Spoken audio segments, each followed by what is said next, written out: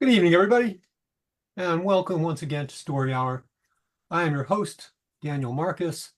My fabulous co-host is Laura Blackwell, and here we are again. We've been doing this for about 4.5 years now, which is just staggering to think about.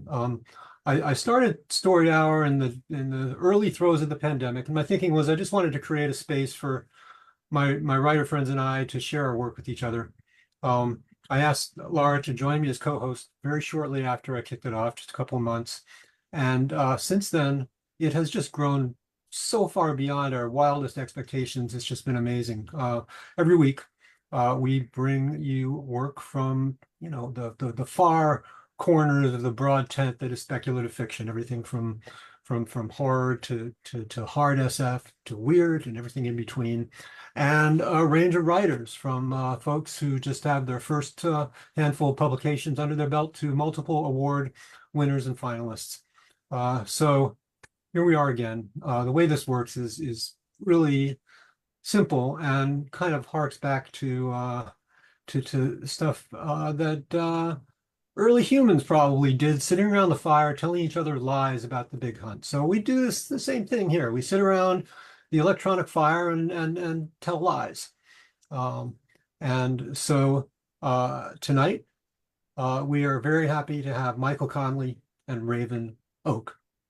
I would be remiss also if I failed to mention that we are here courtesy of a giver's grant from SIFWA, who is helping us to keep these virtual rooms open and the virtual lights on. So, Michael Conley and Raven Oak. And we're going to start this evening with Michael Conley. Michael Conley is a poet and short story writer from Manchester, the UK. You can find his work online in 3 AM Magazine, Lunate, Storgy, and Berlin Lit, among others. His short story collection, Flare and Falter, was longlisted for the Edge Hill Short Story Prize. That is awesome. Congratulations. And his latest work is a pamphlet of poetry called These Are Not My Dreams. Michael, welcome back to Story Hour. Take it away. Thank you, Dan. It's lovely to be back. This is my third time here, and I always really enjoy it. So I've got some lies for you for the next 25 minutes. There's going to really be one longer story, which is available in a print magazine called Under the Radar, which I provided a link to in the chat. And I'm hoping also to get onto a second, much shorter story that there's also a link to from Lunate. So this first story has two titles. One title is a word that I like, and the other title is a very long, unwieldy description of the situation. So I quite like stories that kind of have alternative titles that have that "or" in the middle of it. So this is called the Ombudsman, or it's Sunday morning, so the man with the sack of live scorpions will no doubt be along soon to dump them in my front garden. I never asked for this. At first, I thought it was Steve's doing, that it was revenge for everything I did to him last Easter. But Steve insists it wasn't, and I believe him. This sort of thing really isn't his style. The pile of scorpions is black and silver and undulating, usually about the size of a bloodhound. I've found that if I lie in bed and leave it for more than about 10 minutes, they do tend to unhook from each other and make their way around the village. I saw one once in the supermarket fully 2 miles away, clattering around the bread aisle like a drunken medieval black knight. An old man in a Harrington jacket described it as a terrifying and unsanitary disgrace. I nodded agreement, but of course felt partly responsible. They compensated him with some vouchers. The smaller the scorpion is, the websites say, the deadlier it is. But this is not helpful.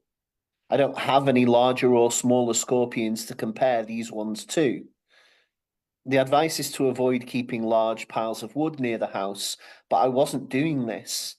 And anyway, nowhere does it say what to do if a man in a car keeps arriving with them. Of course, the neighbours hate me now. When I go out with the shovel and wheelbarrow to deal with the pile, the woman next door throws open her bedroom window. Get rid of those things, she shouts, as she does every Sunday. I smile up at her and gesture peacefully towards the wheelbarrow. I didn't ask for them, Jill, I reply in a measured tone, as I do every Sunday. I don't care whether you asked for them. Just get rid of them. Ugh, I hate the way they move. I hate the way they sound. I hate having to look at them. Nobody's forcing you to look at them, actually, Jill, I mutter through gritted teeth.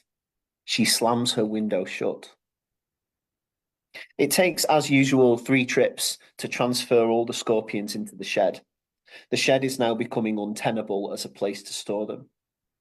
For the last few Sundays, whenever I've opened the shed door to shovel the new scorpions in, lots more have tumbled out, and I've had to spend a long time scooping them back up. I try and do it as quickly as possible and slam the door without looking because it must be getting pretty inhumane in there. Some of the older scorpions have been there for months and must be dead by now, unless scorpions are able to eat each other. Would they eat each other? I don't know, and I don't want to know. There's certainly nothing else for them to eat in that shed because the wheelbarrow and the lawnmower and the garden tools and everything else are still laid out on the lawn where I initially put them. So it really is pretty much wall-to-wall scorpions in there at this point. This has been every Sunday for the last 6 months. After the first time it happened, I naively dismissed it as a one-off. After the second time, I hammered several wooden signs into the lawn, all saying, "No scorpions here, please," with smiley faces with shades on emojis. It made no difference. I tried shouting at the man, of course, but he just shrugs and smiles. I tried to trace him, but he comes in a different car every week. I've been making a journal of all the number plates in case there are patterns, but I can't detect any, and of course the police don't want to know. I have no choice now but to take this to the Ombudsman. Part 2. The Ombudsman is a silly, petty man, and I know for a fact that everybody thinks it. He sits on his special chair at the end of his long corridor-like office, wearing his black pinstripe suit, jiggling his right knee as though he's giving a vigorous horsey ride to an invisible little nephew. It's well known that if you flatter him, he's more likely to rule in your favour. That said, he's the only person with the clout to have successfully identified and summoned the man who has been dumping the scorpions in my front garden. His name, I now know, is Lovejoy. From the witness box, I look over at Lovejoy, who stands in his witness box. He's younger than I thought he was, perhaps late 20s. I study him in profile only. He's staring straight ahead, his expression neutral, provocatively so, in my opinion. He hasn't acknowledged my existence even once since we both arrived here. He's wearing the same smart black suit with the same thin black tie that he wears every Sunday. His sideburns are cut square below his earlobes. His long neck snakes gracefully from his tightly buttoned collar like something that would be great to punch. The Ombudsman has been made aware of the situation and the nature of my complaint, and he's already bored. His eyelids are already drooping. "Are you doing this to anybody else?" the Ombudsman asks Lovejoy. Lovejoy responds in the saccharine manner of a freshly washed teenager meeting his new girlfriend's parents for the first time. "With respect, sir, no, I'm not. And with respect, sir, I don't see it that I'm doing anything to anybody as such." The Ombudsman looks surprised. "You don't? What do you see it as?" "I see it as doing something for somebody, sir. I see it as providing a service, sir." The Ombudsman arches his fingers underneath his soft chin. Yes, good point. It's not a good point. It doesn't make any sense. Lovejoy is doing something to me. He's dumping scorpions on my front lawn, but I'm going to have to control my anger if this is going to go my way. The Ombudsman turns to me. "What have you been doing with the scorpions that Mr. Lovejoy has been delivering?" "Shed," I respond. The Ombudsman nods as though, yes, shed. He had already guessed that. And you would like him to, he consults his notes, stop delivering the scorpions. I force a smile and decide not to challenge the repeated use of the word delivering. Yes, sir, with respect, I reply, suddenly aware that I forgot to include the polite form of address just now when I only said shed. The Ombudsman raises a single eyebrow at Lovejoy, who immediately says, Sir, with respect, I'm not inclined to stop delivering the scorpions. The Ombudsman nods again, his mouth a tight, serious line. A quiet sigh escapes through his nose. He pulls out a bottle of water from his top drawer and glugs it. Eventually he says, Okay, I see the problem here. I can feel the anger rising again. Would you consider offering a financial inducement? The Ombudsman asks me. Before I can answer, Lovejoy interrupts. Sir, with respect, this is not about money. This is about my integrity.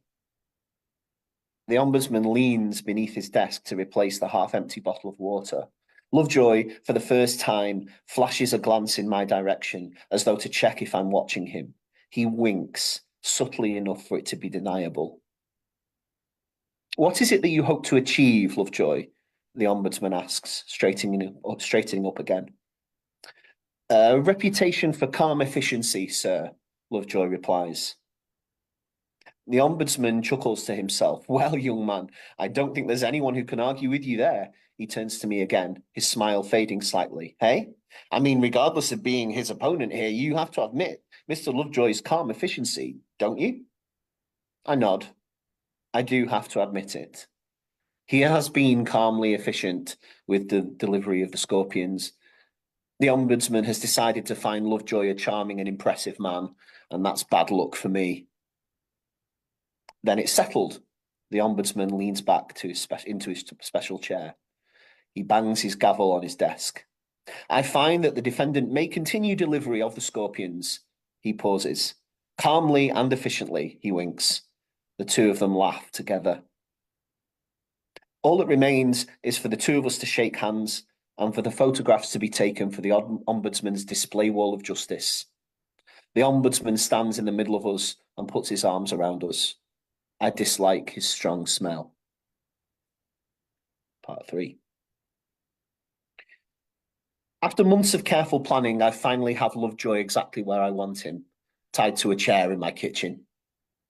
I didn't want to have to do this, but now he's here. I have to admit I feel like a different person, more decisive, more powerful. He begins to stir as the effect of the sedative wears off, and I rip the duct tape away from his mouth. He winces and looks up at me with groggy incomprehension. What? Where am I? He squints. Who are you? I walk calmly round to the side of the chair and punch him in the neck. He yelps. I walk round to the front of the chair and crouch so that my eyes are level with his. I see the flash of recognition, but he repeats, Who are you? You know who I am, I say. He looks directly back at me. Stop dumping the scorpions in my front garden, I say. Delivering, he replies. And no. I punch him in the neck again. He yelps again. Stop dumping the... Delivering. Stop dumping the scorpions in my front garden. There's a pause. No. I take the roll of duct tape. I'm hungry, Lovejoy shouts as I reseal his mouth. I turn the light off in the kitchen and close the door. I'm not cooking tonight. I can go out to eat. Part 5. Where are you getting the scorpions from, Lovejoy? I shout. He looks tired. I've set an alarm by his chair to go off every hour, so he can't have had much sleep. Somebody delivers them to my front garden, he says. This stops me up short. Despite his emaciated appearance, Lovejoy manages a wan smile. What, really? I ask. No. I punch him in the neck. He's used to it by now, so he does not yelp. He looks at me. You haven't thought this through, have you? I have to admit that he's right. I spent so long planning the method of kidnapping, rolling pin, potato sack. That afterwards, I really had very little idea how I was going to get him to stop delivering the scorpions, let alone how to release him from captivity without facing repercussions. But I say nothing. You do realize that punching me in the neck isn't going to make me stop delivering the scorpions, don't you? I continue to say nothing. And you do realize that the minute you let me go, I'll be going straight back to the Ombudsman, who at this point is a close personal friend of mine. You do know, don't you, that the Ombudsman's rulings are ironclad. You do know, don't you, what the Ombudsman's henchmen do to people who don't respect the rulings. I nod. So really, who's the one with the power here? It's me, isn't it? Lovejoy sneers. I look at him, skinny, pale, bruised, secured tightly to my kitchen chair, and I can't help but agree with him. I sigh. So what now? How do we proceed? Lovejoy looks thoughtful. Let me think about it. I'll get back to you. He nods to the duct tape, which I dutifully tear off again to cover his mouth. Turn the light off when you leave, he says, and I do. Part 6. The final part. Overall, I have to keep reminding myself that I've got the outcome I wanted. Lovejoy is no longer delivering the scorpions. But it's always the way. L'esprit de l'escalier, the spirit of the stairs. Now I've let him go, I can't stop thinking of all the things I could have done to get the upper hand again. I could have used the scorpions down his pants. Why didn't I think to use the scorpions down his pants? I could have threatened to put him in the scorpion shed. I could have punched him harder in the neck. I could even have killed him, although that would have introduced a whole new set of problems I would probably have ended up ill-equipped to deal with. It's done now. His price for not shopping me to the Ombudsman is my public endorsement of his new venture. He is now the man who solved the scorpion problem. He has changed his name to this by deed poll, they say. He drives around the village in a large van with a huge picture of his own face on the side. The man who solved the scorpion problem is written above his head in big pink letters. On the other side of the van is a smaller picture of my face. I feature prominently in all of his promotional materials, particularly in the TV advert he made. In it, I shake his hand and nod enthusiastically as he points out the total absence of scorpions on my front lawn. Sometimes, when I'm feeling low, I go on YouTube and watch the advert, sometimes 7 or 8 times in a row. Thank you for solving my scorpion problem, Mr. Lovejoy, I say to him in what I recognise clearly as the 24th take. Just Lovejoy, he corrects me, and then we both turn to the camera and give a thumbs up. And then Jill, treacherous neighbour Jill, appears as a talking head, gushing about how calmly and efficiently the man who solved the scorpion problem that was blighting her Sunday mornings. Part 7. I forgot there was a part 7. He's making money hand over fist, that lad, Steve the hairdresser comments one day as we both watch his van drive past the window. I can't believe you know him. I grunt. Is it true the Ombudsman's behind him? I shrug. Steve takes the hint and stops asking questions about it, but at the end of the haircut, he doesn't brush the prickly little hairs off the back of my neck properly, and I don't get the friend's discount. Lovejoy never removed the existing scorpions from the shed, even though I asked him to. That wasn't part of the deal. I haven't opened it in nearly a year. I can still hear skittering whenever I get close. I'm going to give it another few months before I go in and clear it, and then maybe I can start putting all this behind me. I got what I wanted.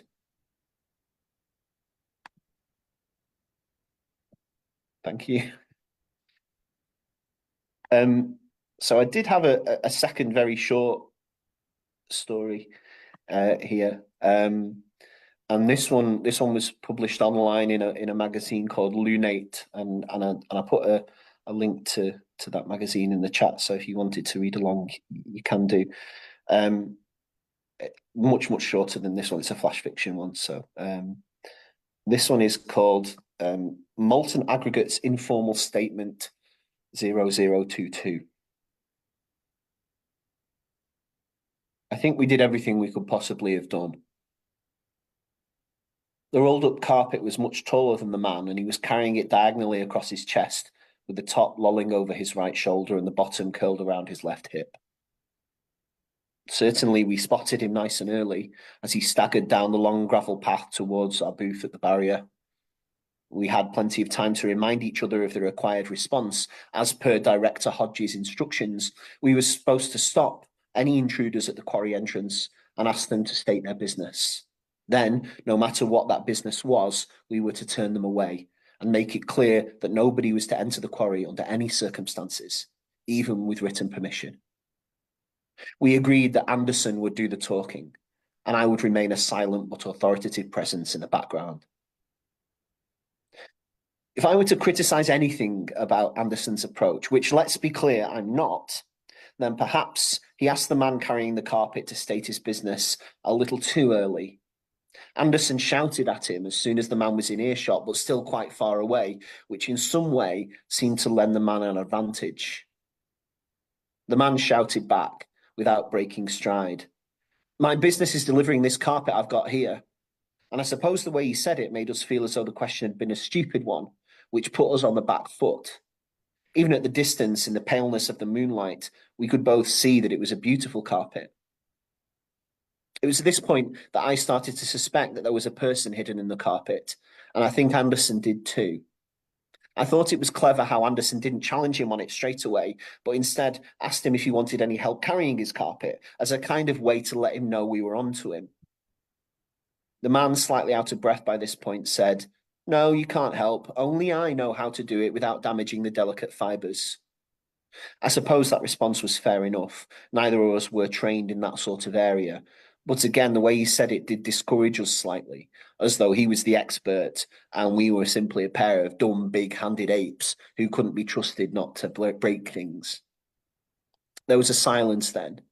We could hear the night birds calling from the direction of the pines and the heavy breathing of the man as he continued his slow approach. Anderson turned to look at me, but we could hardly strategize openly in front of him. I suppose I could have given Anderson some kind of signal, but what were we going to do? Outright ask, "Have you got a person rolled up in that?" Yeah, right. As the man arrived at the barrier, Anderson began the prepared response. "Under no circumstances is anyone to be admitted," etc., etc. The man stood in front of the booth and listened politely. He looked Anderson in the eye, then beyond Anderson's right shoulder toward me. There was sweat on his brow, and I could see the skin of his fingertips turning white where they dug into the carpet. Anderson finished his spiel, and the man remained standing in front of the booth with the carpet.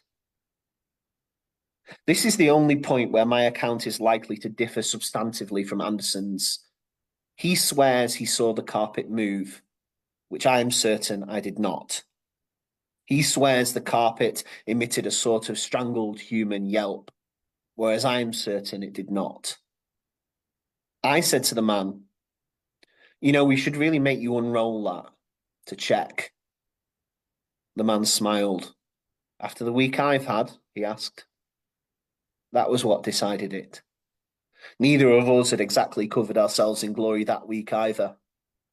Anderson hit the button to open the barrier, and if he hadn't, then I would have. From the comfort of the booth, we watched him make his way down to the bottom end of the quarry until he was out of sight. I think we did everything we possibly could have done.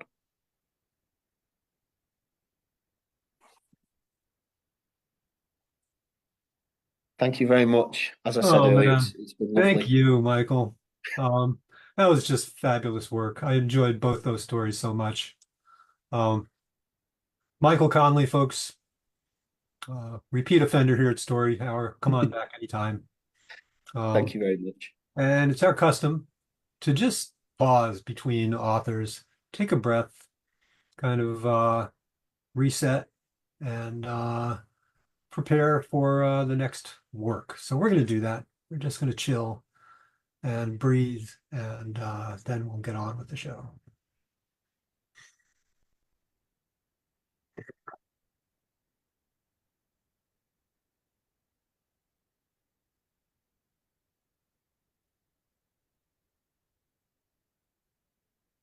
All right, here we go. Michael Conley, everybody. Thanks again for lovely work, Michael. Our next author, speculative fiction author and artist Raven Oak, is best known for A Masked Hand's Blood, which is the 2016 Ozma Fantasy Award winner, Epic Awards finalist, and Reader's Choice Award winner. A Masked Hand's War, 2018 UK Wishing Award, YA finalist, and Class M Exile, her new memoir, Voices Carry, a story of teaching, transitions, and truths, is the story of her life from growing up teaching and writing in Texas as a disabled transgender queer. She also has many published short stories in anthologies and magazines. She's even published on the moon. She lives in the Seattle area with her wife and their 3 little kitties who enjoy lounging across the keyboard when writing deadlines approach. Her hair color changes as often as her bio does, and you can find her at www.ravenoak.net.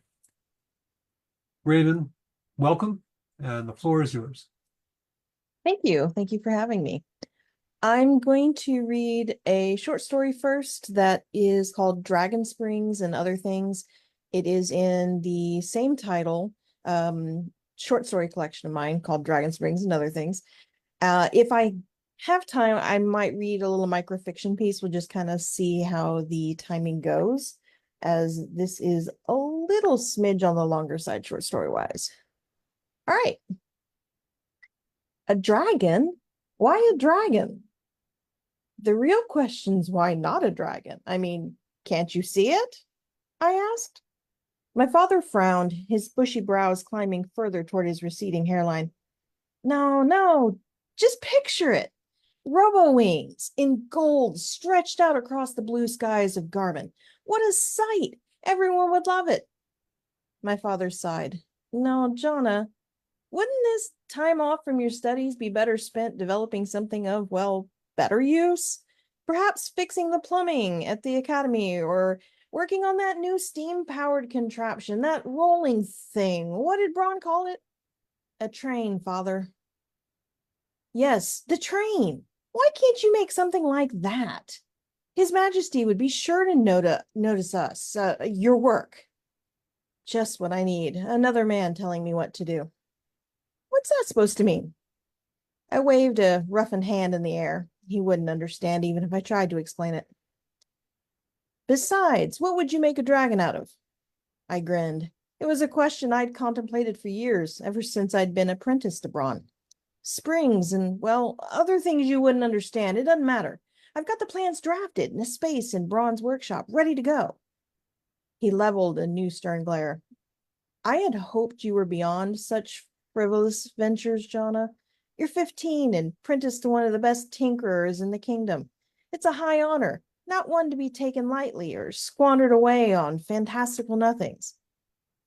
But a dragon would be a boon to the crown, a guardian and means of travel both. Imagine, Father, flying and crashing to the rocky ground below, dead. What would I do if I lost you?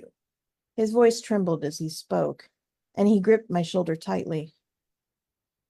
You'd have to make your own tea for once.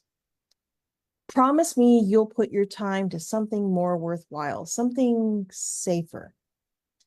A picture of the train popped into my head. 12 people had lost limbs developing it, a fact my father either ignored or was not aware of, and I nodded. What he wouldn't know wouldn't hurt him, at least not yet. I neglected to tell my father that Braun was traveling and I'd have the workshop all to myself. As far as he was concerned, I spent the majority of my time slaving over the train everyone in the village was waiting to see. Instead, I came up dirty and greasy from time digging through scrap mounds for anything and everything. I'd built enough robotic birds to understand the necessary gears, springs, and metal slab needed, though I burned myself thrice when using the welder. Last time, Braun had held the pieces for me as I used the machine. With him gone, I needed more hands than I physically had, and for a moment, I contemplated creating a third arm. With something like that, I could create twice as fast. Without blueprints, I'd never succeed. Besides, something in my gut told me the king wouldn't approve, and I set the idea aside and continued work on my dragon. something large, but not so large I couldn't ride it. After all, if it was to fly, I wanted to be the first one to try it. The town blacksmith had a good supply of scrap from a job gone sideways, which he was glad to shove off on me if it meant I had to haul it back to the workshop myself. Donating it to the tinkerers also meant he wouldn't have to pay a fine for wasted metal. 3 days of gathering what I needed, and another 3 was all it took to build him. A polished beast of silver and bronze, standing about 4 meters tall, with wings that spread out from their ball joints like a proper flying creature. There wasn't much I could do about the visible gears, as he lacked any proper skin in most areas that moved, but he was beautiful all the same. His on switch, a small toggle on his belly, lay waiting for me, and my finger hovered over it for a solid minute. Why couldn't I flip it on? What was I waiting for? Jonah, you in there? My father's voice startled me, and I tossed a dirty blanket over the dragon's head before stepping outside the workroom. When I closed the door behind me, my father's brows furrowed. I thought you were working with Braun on the train. I am. He has me building a particular engine piece for it. It's all hush-hush, so you shouldn't even be here. He laughed deep from his belly. I came here to see if you were coming home anytime soon. It's near morning, and you're the only one here. My jaw fell open. Was it really so late? I'm sorry, Father. I guess I lost track of time. He ruffled my mop of hair with a grin. You definitely take after your mother, tinkerer to your toes. I followed him from the workshop with a sigh. My dragon would have to wait. I woke to the sound of screaming, lots of screaming. My father beat me to the door by a gear's width, though he was still tugging his boots on. Falling asleep fully dressed has its advantages, though he crinkled his nose at me as we opened the door. Our town was small, one of 3 leading up to the castle, and with one main road dividing it. Outside, the entire town gathered by a woman whose finger shook as she pointed skyward. At first, I wondered if she'd had too much to drink when she shouted again. But when I glanced up, my stomach leapt into my throat. A dragon, my dragon, flew overhead. How? My father clamped a hand over my mouth. Shh, don't make a scene. How did it turn on? Who found it? And more importantly, why was everyone afraid, I thought. It turned on a wingtip toward town and dove. The crowd before us scattered as he shouted, and my dragon flapped its wings a few times as it landed in the town square. I stepped forward when my father's hand clamped on my shoulder. But he leaned close to my ear. If the town finds out you made it, there'll be questions and problems. Look at how scared they are. All around me, people grabbed weapons, be they pots or sticks, and they gathered a decent distance away to defend their homes. My dragon chirped, and a small speck of flame escaped his mouth. You gave him fire? I shrugged. What self-respecting dragon wouldn't have flames? Between one moment and the next, our blacksmith stepped forward, hammer in hand. He swung it toward my dragon, who sidestepped. Another burst of flame, this one larger, escaped his mouth. Stop! He's just afraid, I shouted, but no one listened. A few stones landed on his metal body, and he roared. The ground shook with a deep sound, and this time, when he let loose his flame, he pointed it in the direction of a dwelling. The thatch roof caught immediately, and when I turned to my dragon, he was gone. There. My father pointed in the sky, where my dragon was disappearing into the trees of a nearby forest. I have to find him. This time my father didn't stop me as I ran. When I returned, good news or bad, a lecture awaited me for sure. With hope my train didn't burn down the entire town, I'd never hear the end of it. While I was used to crawling through bits of metal and cast-aside machinery, tromping through the woods wasn't something I was used to, as branches and twigs caught my shirt and pants as I passed. In a hurry, I'd left without my cloak, and the morning chill set my teeth chattering.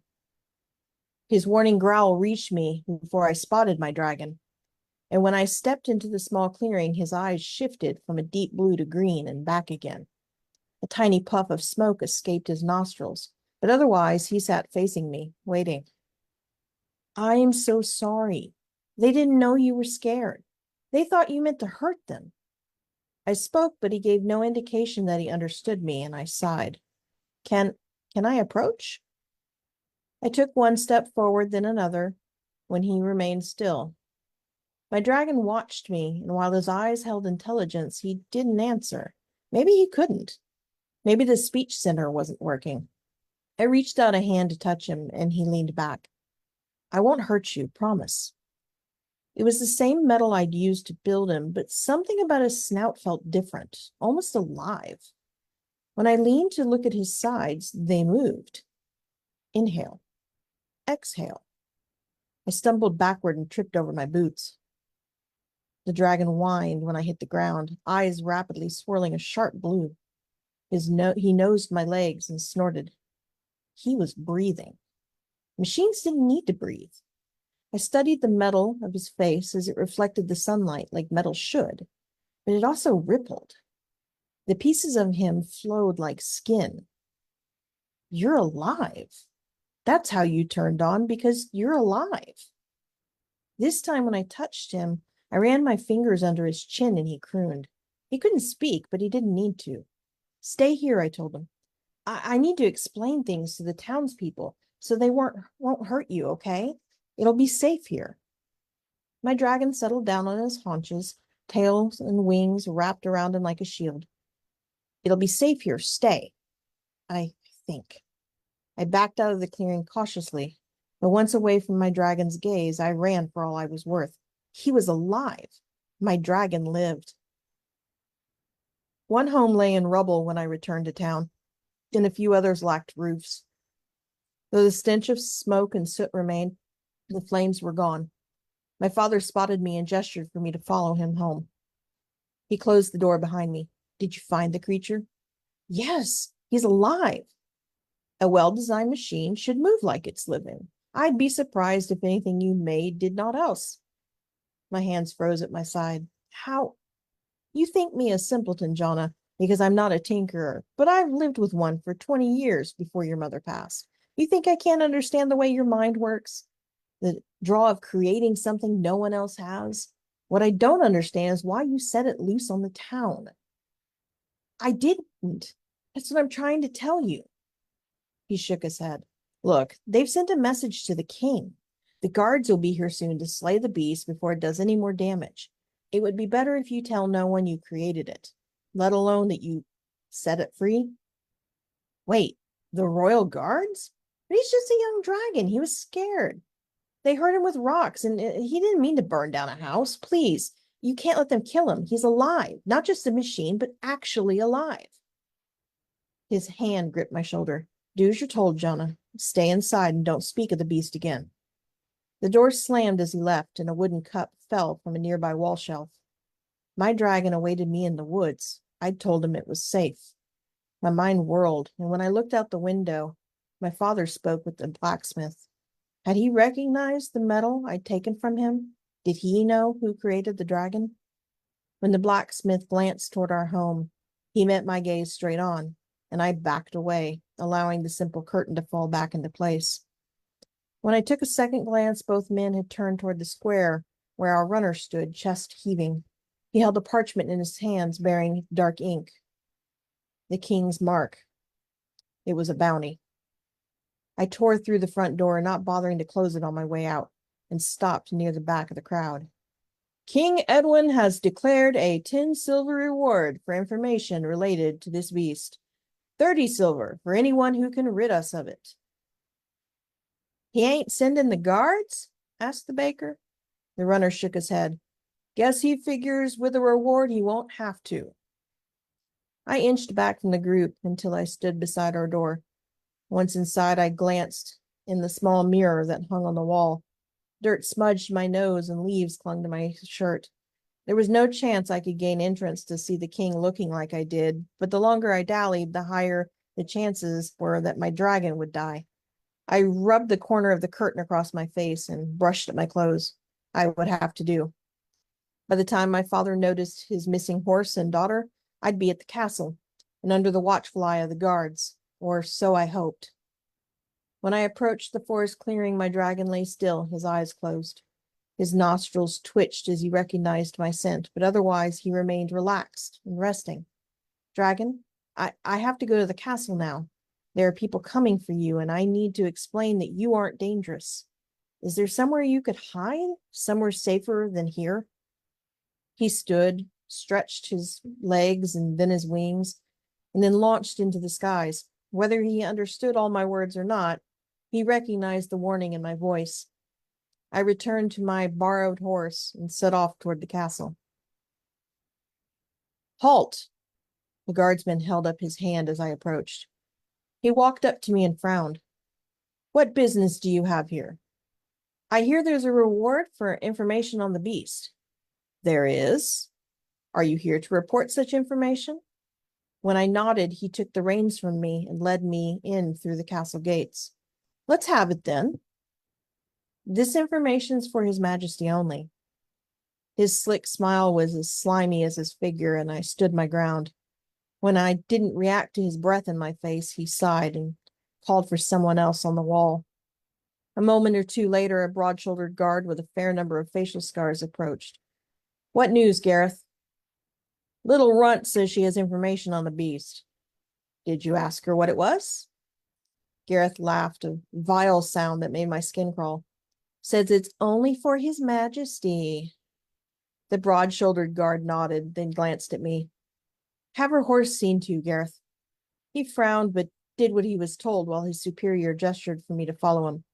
We cut across the courtyard and into the castle proper, where no one stopped us until we reached a lengthy hallway toward the castle's center. A set of guards there wore armor that shined like my dragon, and my stomach clenched.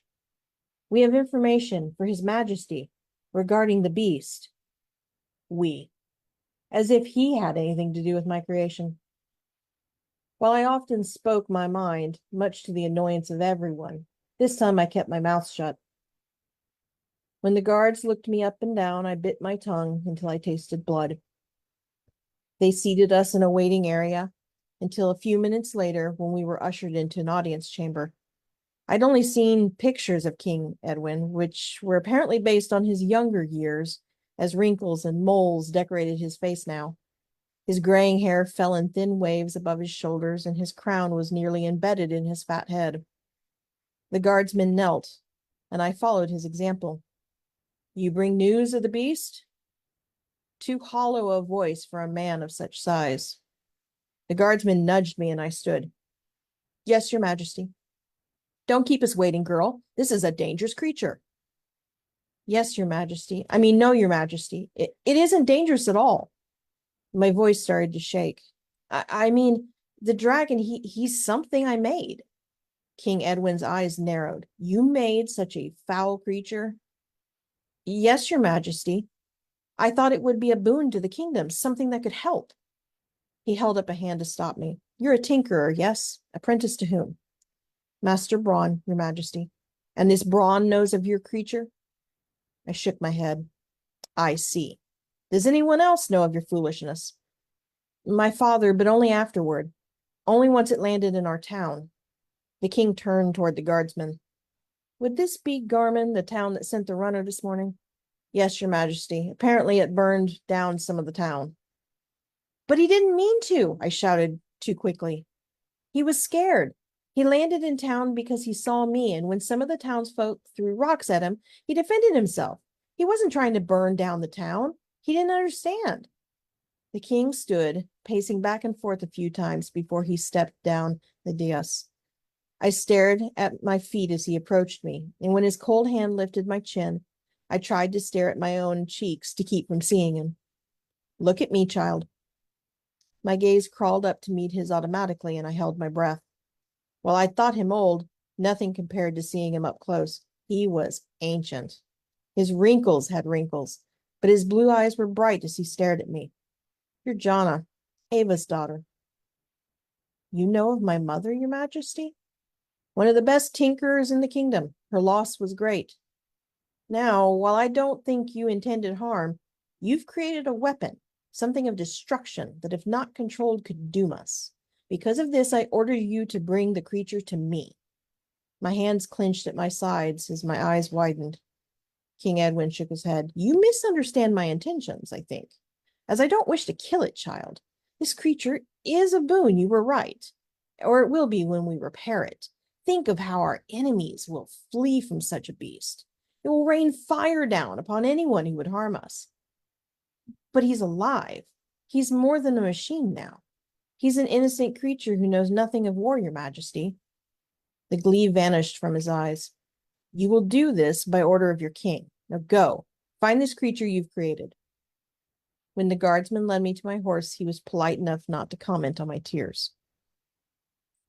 The clearing was empty, as I'd hoped, but at the same time, what was I to do? If I didn't come back with my dragon, would I be held for treason? Would my father lose his business? A million thoughts ran through my mind until a downdraft of wind touched my hair. I spun around to find my dragon landing in front of me, his mouth turned downward. I rushed forward and wrapped my arms around his extended neck. For a moment, it was the two of us alone. We could run. We could flee together, somewhere no one would find us. And as the thought crossed my mind, I shook my head. There was nowhere we could go that someone wouldn't see him. He was the only one of his kind. I'm so sorry, I whispered. The king, he's ordered me to bring you to him. He wants to make you a weapon, something used to kill. Do you understand that word, kill? A low rumble escaped him, along with a puff of smoke. He stepped back toward a large boulder and breathed fire. A tree caught, and he stamped it out before it spread. I glanced at the debris, one burned tree, a charred rock, and dirt as black as night. Then he gave himself a mighty shake. Springs, gears, and other bits and bobs flung off him to decorate the charred area. He picked up a lengthy spring in his mouth and dropped it into my waiting hands. I don't understand. He glanced at the area he'd burned, and I took a closer look. Oh, this looks like when one of Braun's inventions goes wrong, like when they explode. For a moment, I remembered Braun fleeing the workshop, my mother's body in his arms, and I blinked back tears. You want me to tell them you're gone? The dragon gave me a single deep nod. But don't you need these pieces? If the dragon could have laughed, he would have, as his mouth tilted up. Then he launched himself in the air. A single roar shook the forest before he flew away. I gathered the spring closer to me. It was time to lie to my king. This time, when I approached the castle, a group of guards awaited me. Without the dragon following, they loosened their grips on their weapons. Is the beast nearby? I need to speak with his majesty. As before, I was ushered into the waiting area before gaining access to the audience chamber. I hear you have returned empty-handed. Not entirely, your majesty. I held up the spring. He peered at it. And what is this? I ask you to bring me your weapon and you bring me a spring? I returned to where I left him, your majesty, but there was an accident. I think he exploded. I didn't have to fake the tears that welled in my eyes. The charred remains resembled my mother's accident too much for that. There were other bits at the site, some burned areas too. I brought this spring as proof. King Edwin gestured and a guardsman approached. Describe this area for us. It wasn't difficult to explain, as the clearing was the only one in the forest beside my town, and the only one with charred areas. If he returns and I find you've lied to me, you will find yourself in more trouble than you know, said King Edwin. While I wait, you can make yourself more comfortable elsewhere. I was escorted back to a waiting room where I sat, back stiff and fists clenched. The hardwood beneath me wore at me, so I stood and paced the length of the room. The guardsman at the door watched in silence until I lay down on the bench. It'll be a while, get some rest, he said, as I closed my eyes. Something shook my shoulder, and when I sat up, my father sat beside me. John, I'm so happy to see you safe. The guardsman cleared his throat. I'm sorry, sir, but no one can speak to her. I'm her father. I've come to take her home. Not yet, sir. She is in His Majesty's custody until she can be cleared of treason. My stomach sank. I'd known it likely, but hearing it was altogether different, scarier, and I took my father's hand and gave it a squeeze. I would speak to His Majesty on my daughter's behalf. The guardsman nodded, and behind him the door opened.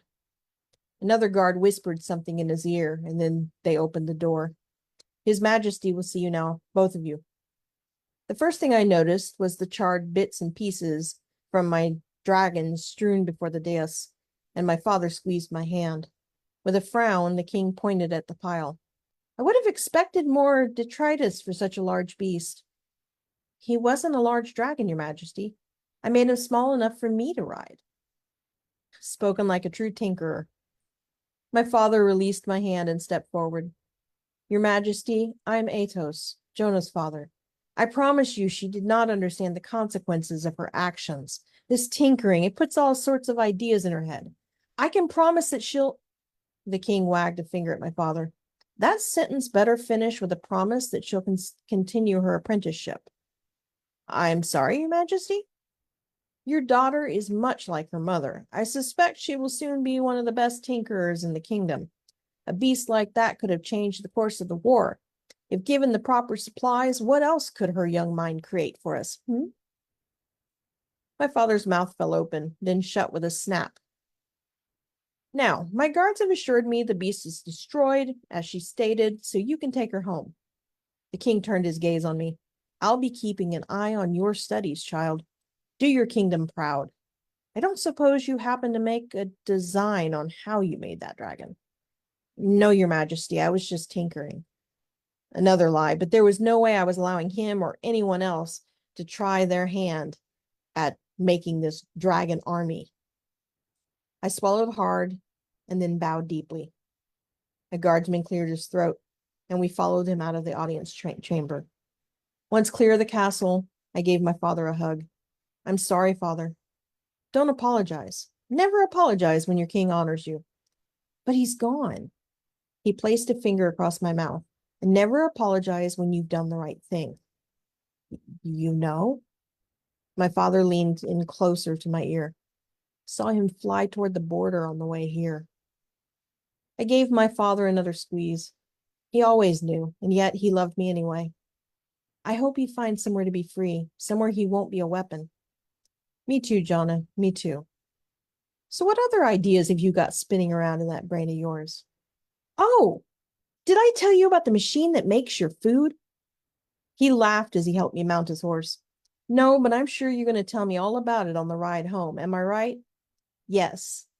I glanced at the sky once. Sure, I saw something glint towards the sun before I turned off on the road home. It was time for my dragon to fly free. All right. And we're actually coming up pretty close on 8, so I think I will stop it there. All right. Thank you so much, Raven. Raven Oak, everybody. I want to thank both authors tonight. What a great session. Raven Oak, Michael Conley. As usual, we didn't really build a session. These are two very different writers and very different stories, but they seem to sort of create a sort of a whole program tonight. Sort of scales and exoskeletons. Yeah. The exoskeleton theme is sort of the scale and the scale theme. Yeah. But that kind of happens every week. The stories just sort of work together, and we really don't try and make it happen. So, Michael Conley, Raven Oak, lovely work. Thank you so much, and thank you all for coming back once again to join us for Story Hour. Thanks to my amazing co-host Laura Blackwell, and next week, please join us for Josh Roundtree and Clay McLeod Chapman, not Chaplin. So until then, be well, and we'll see you next time. Bye, everybody.